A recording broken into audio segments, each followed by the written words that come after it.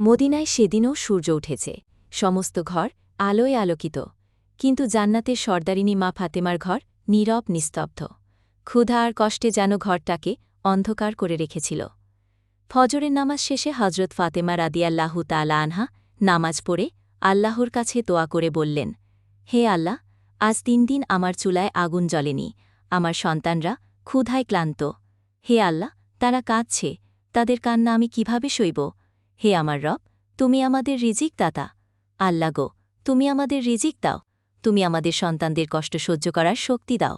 এই কষ্টের মাঝেও তার হৃদয়ে কোনো বিদ্রোহ নেই, কোনো হতাশা নেই, কোনো অভিযোগ নেই, কোনো অভিমান নেই, আছে শুধু তাওয়াক্কুল আর ধৈর্য। অতঃপর হজরত ফাতেমা রাদিয়াল্লাহু তাআলা আনহা ধীরে ধীরে হজরত আলী রাদিয়াল্লাহু তাআলা আনহুর কাছে এসে বললেন, হে আমার প্রাণের স্বামী, আপনি তো জানেন আজ ৩ দিন হয়ে গেছে, চুলায় কোনো আগুন জ্বলেনি, রুটি তৈরি হয়নি, এমনকি একটি খেজুরও নেই। আপনি খাবারের ব্যবস্থা করুন।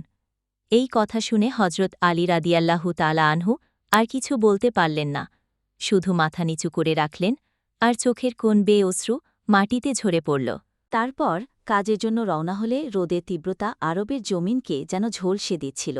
কোথাও ছায়া নেই, কোথাও পানির চিহ্ন নেই, এমনকি গাছগুলো পর্যন্ত শুকিয়ে কাঠ হয়ে গেছে। ক্লান্ত ও ক্ষুধার্ত শরীরে সেই শুকনো গাথের নিচে বিশ্রাম নিচ্ছিলেন।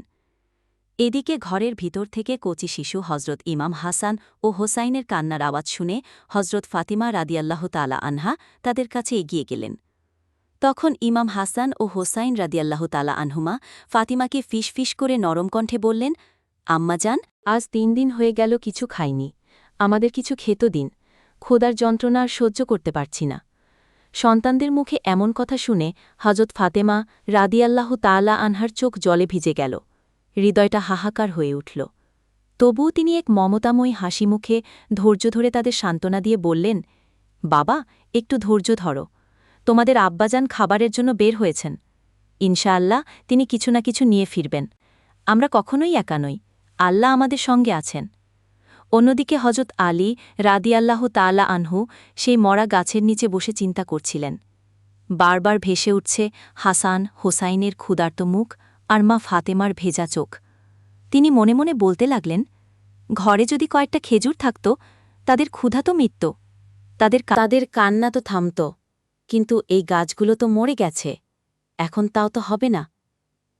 পরিবারের কথা ভাবতেই তার চোখের জলে ভিজে গেল।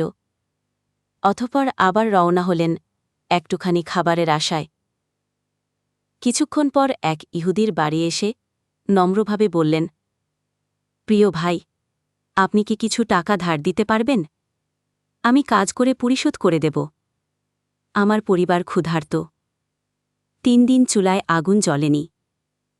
তখন ইহুদি বলল, হে আলী, আমার কাছে তো টাকা নেই, বরং তুমি অন্য কারো কাছে যাও। নিশ্চয়ই। তখন হজরত আলী রাদিয়াল্লাহু তাআলা আনহু ব্যথাভরা মন নিয়ে আবার বাড়ির দিকে আসতে লাগলেন।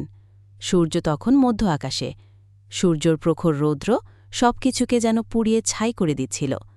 এদিকে হজরত ফাতেমা রাদিয়াল্লাহু তাআলা আনহু ৩ দিনের অনাহারে থাকায় শরীর এতটাই দুর্বল হয়ে পড়েছিলেন যে উঠে দাঁড়াতেই পারছিলেন না।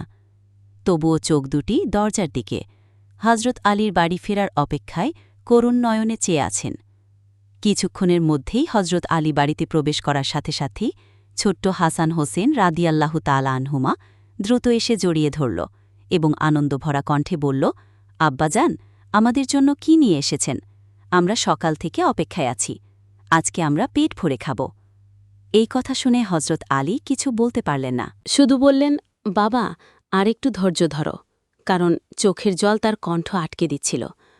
হজরত আলী রাদিয়াল্লাহু তাআলা আনহু চোখ ভরা জল নিয়ে হজরত ফাতেমা রাদিয়াল্লাহু তাআলা আনহু এর কাছে গিয়ে বললেন, হে ফাতেমা, আমি অনেক কষ্ট করেছি, কিন্তু কোথাও কোনো খাবারের ব্যবস্থা করতে পারিনি। তখন ফাতেমা রাদিয়াল্লাহু তাআলা আনহু বললেন, হে আমার প্রাণের স্বামী, আপনি চিন্তা করবেন না, রুজির মালিক তো আল্লাহ, নিশ্চয়ই তিনি আমাদের দেখছেন। আপনি আব্বাজান মোহাম্মদ সাল্লাল্লাহু আলাইহি ওয়াসাল্লামের কাছে যান, হয়তো তিনি কিছু ব্যবস্থা করতে পারেন। হজরত আলী আর দেরি করলেন না, সাথে সাথেই মোহাম্মদ সাল্লাল্লাহু আলাইহি ওয়াসাল্লামের কাছে যাওয়ার জন্য রওনা হলেন। তখন ফাতেমা রাদিয়াল্লাহু তাআলা আনহু আবার চোখের জল ফেলে কান্না ভেজা কণ্ঠে আল্লাহর দরবারে দোয়া করে বললেন, হে আল্লাহ, তুমি চাইলেই সব কিছু সম্ভব। আমাদের এই ক্ষুধা নিবারণের জন্য তুমিই যথেষ্ট। তোমার কাছে কোনো কিছুর অভাব নেই। আমার সন্তানদের ক্ষুধা নিবারণ করে দাও। পড়ে শোনানো হল। তার কান্না এতটাই গভীর, এতটাই যন্ত্রণাদায়ক ছিল যে আকাশ পর্যন্ত কেঁপে উঠল। এই কান্না দেখে আসমানের ফেরেশতারাও কাঁদতে লাগল। তারা সেই কান্না শুনে আল্লাহর দরবারে ঝুঁকে পড়ল এবং এক কণ্ঠে বলতে লাগল, হে আমাদের রব, আজ তোমার প্রিয় নবীর পরিবার ক্ষুধার্ত। তাদের সন্তানরা কাঁদছে। এই কান্না আমরা সইতে পারছি না। তখন আল্লাহ রাব্বুল আলামিন হজরত জিব্রাইল আলাইহিসসালামকে নির্দেশ দিলেন, হে জিব্রাইল, যাও, তুমি আমার হাবিব, আমার প্রিয় রাসূল সাল্লাল্লাহু আলাইহি ওয়াসাল্লামকে সুসংবাদ দাও। তাদের এই কষ্ট শুধুমাত্র কিছুক্ষণের জন্য। আর আমার প্রিয় হাবিবকে বলে দিও, তিনি চোখ যেদিকে ফেলবেন সেদিক থেকেই খাবারের ব্যবস্থা হয়ে যাবে। এই কথা শোনামাত্রই জিব্রাইল আলাইহিসসালাম সাথে সাথেই হজরত মোহাম্মদ সাল্লাল্লাহু আলাইহি ওয়াসাল্লামের কাছে আসতে লাগলেন। তখন মোহাম্মদ সাল্লাল্লাহু আলাইহি ওয়াসাল্লাম সাহাবীদের নিয়ে বসেছিলেন, কিন্তু মা ফাতেমার এই কষ্ট যেন তিনি অনুভব করছিলেন।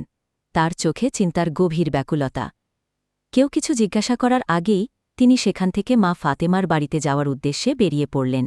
ঠিক তখনই হজরত আলী রাদিয়াল্লাহু আনহু এসে হাজির হলেন। সালাম দিয়ে বললেন, ইয়া রাসূলাল্লাহ। আপনি খুবই চিন্তিত। ফাতেমা এবং শিশু হাসান হোসাইন খুবই ক্ষুধার্ত। 3 দিন অনাহারে আছে। চারদিকে এতটাই অভাব, কোথাও কোনো খাবার, পানিও নেই। আমি খাদ্যের কোনো ব্যবস্থা করতে পারিনি। ইয়া রাসূলাল্লাহ, আপনি কোনো ব্যবস্থা করে দিন। তখন মোহাম্মদ সাল্লাল্লাহু আলাইহি ওয়াসাল্লাম বললেন, হে আলী, এখান থেকে কিছুটা দূরে একটি খেজুর গাছ আছে। তুমি সেখানে চলে যাও, তাহলে তোমার খাবারের ব্যবস্থা হয়ে যাবে। হজরত আলী এই কথা শোনা মাত্রই সাথে সাথেই সেদিকে যেতে লাগলেন। সেখানে গিয়ে দেখলেন একটি মরা খেজুর গাছ দাঁড়িয়ে আছে। এটা দেখে হজরত আলীর মন একেবারে খারাপ হয়ে গেল। তিনি আবারও হজরত মোহাম্মদ সাল্লাল্লাহু আলাইহি ওয়াসাল্লামের কাছে এসে বললেন, ইয়া রাসূলাল্লাহ, ওটা তো মরা গাছ, সে কিভাবে ফল দেবে? তখন রাসূল সাল্লাল্লাহু আলাইহি ওয়াসাল্লাম বললেন, হে আলী, তুমি গিয়ে গাছটিকে বলবে, আখিরি নবী আমাকে পাঠিয়েছেন।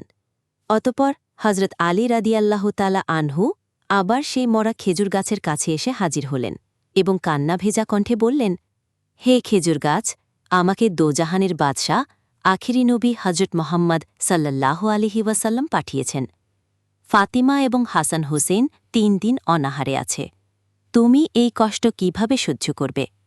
অতএব আল্লাহর হুকুমে এবং আখিরি নবীর আদেশে আমাকে খালি হাতে ফিরিয়ে দিও না। এই কথা শেষ হতে না হতেই সেই মরা খেজুর গাছ, যার কাণ্ডে প্রাণের কোনো চিহ্ন ছিল না, সেই গাছ থেকে ঝরতে লাগল তাজা, নরম, সুবাসিত জান্নাতি খেজুর। এতটাই খেজুর ঝরল যে হজরত আলী তা দেখে অবাক হয়ে গেলেন। একটা মরা খেজুর গাছ থেকে কিভাবে এত তাজা খেজুর পড়ছে? অনেকগুলো খেজুর কুড়িয়ে নিলেন এবং খুশিতে ভরে মোহাম্মদ সাল্লাল্লাহু আলাইহি ওয়াসাল্লামের কাছে এসে বললেন, ইয়া রাসূলাল্লাহ, এই মরা খেজুর গাছ কিভাবে এটা তো নিশ্চয়ই আল্লাহর এক মহা রহমত। তখন রাসূল সাল্লাল্লাহু আলাইহি ওয়াসাল্লাম বললেন, হে আলী, তুমি খেজুর নেওয়া বন্ধ করলে কেন? যদি তুমি না করতে, তাহলে কিয়ামত পর্যন্ত মরা গাছ থেকেও খেজুর জন্মাত। অতঃপর হজরত আলী বাড়ির দিকে রওনা হলেন। পথে আবু জাহেলের সাথে দেখা হল। আবু জাহেল বলল, হে আলী, এই খেজুর তুমি কোথায় পেলে? এখন তো চারদিকে সব গাছে মরে গেছে। তখন হজরত আলী রাদিয়াল্লাহু তাআলা আনহু বললেন, হজরত মোহাম্মদ সাল্লাল্লাহু আলাইহি ওয়াসাল্লামের হুকুমে মরা গাছে তাজা খেজুর জন্মেছে। এই কথা শুনে আবু জাহেল একেবারে বিষম খেয়ে হতবাক হয়ে গেল। সে কিছুই বুঝতে পারল না। অতপর হজরত আলী রাদিয়াল্লাহু তাআলা আনহু বাড়িতে প্রবেশ করলেন। আব্বাজান, আজ বুঝি আমরা খেতে পাব? হজরত আলী বললেন, হ্যাঁ বাবা, আজ আল্লাহ নিজে তোমাদের জন্য খেজুর পাঠিয়েছেন। তারপর হজরত ফাতেমাকে ডেকে বললেন, হে ফাতেমা, দেখো দেখো, রাসূল সাল্লাল্লাহু আলাইহি ওয়াসাল্লাম আমাদের জন্য খাবারের ব্যবস্থা করে দিয়েছেন। হজরত ফাতেমা রাদিয়াল্লাহু তাআলা আনহা আনন্দে চমকে উঠলেন এবং বললেন, হে আমার প্রাণের স্বামী, এত সুন্দর, নরম, সুগন্ধি খেজুর কোথা থেকে আনলে?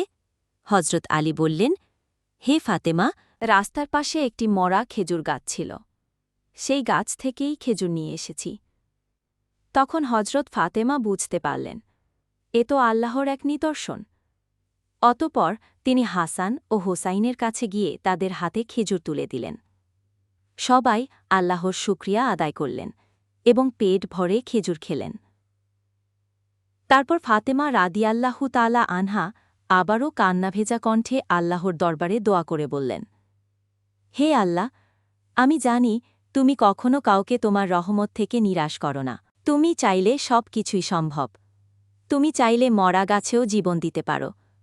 তোমার দয়া, তোমার কুদরত আজ আমি দেখে ফেলেছি। তাই তো আজ মরা গাছ থেকে তাজা খেজুর দিয়েছ। এটা তোমারই রহমত। কিন্তু আশ্চর্যের কথা, এতটুকু পাওয়া সত্ত্বেও হজরত ফাতেমা এতটাই দয়ালু ছিলেন যে নিজে না খেয়েও কিছুটা গরিবদের মধ্যে বিতরণ করলেন।